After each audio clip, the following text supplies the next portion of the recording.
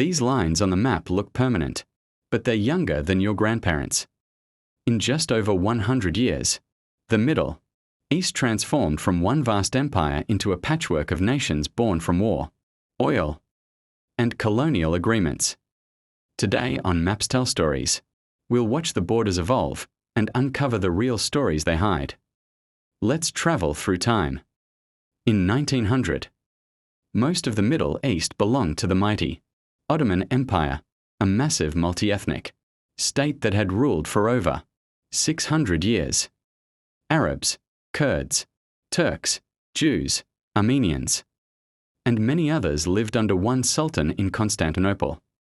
Borders at the time were often fluid, following rivers, mountains, or tribal loyalties rather than the straight lines we see today. But this giant was about to face its greatest challenge, World War I, and nothing would ever be the same. By 1914, the Ottoman Empire still controlled a vast territory across the Middle East.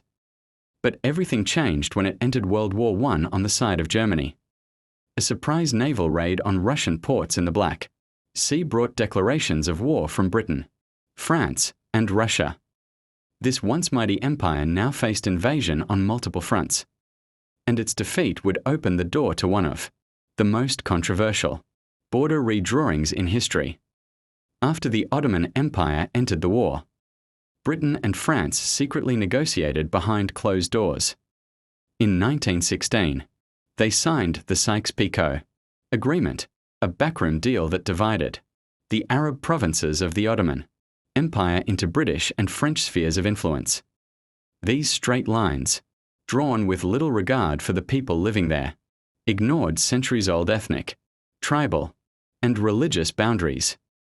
Arab leaders had been promised independence for helping fight the Ottomans, but the map told a very different story. After the war ended, the secret Sykes-Picot plan was adjusted and made official. At the 1920 San Remo Conference, Britain and France received formal mandates from the League of Nations to administer the region. Britain took control of Iraq, Palestine, and Transjordan. France took Syria and Lebanon.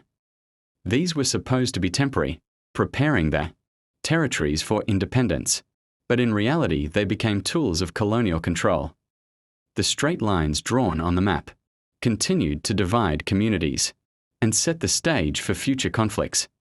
Taking a closer look at the Levant, the mandates created sharp divisions.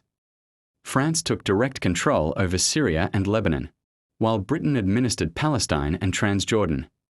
These new borders often cut through historic regions and communities that had coexisted for centuries, planting seeds for future conflicts in the decades to come. This is the end of Part 1, but the story is far from over. Watch Part 2 now to see the incredible rise of the Gulf states.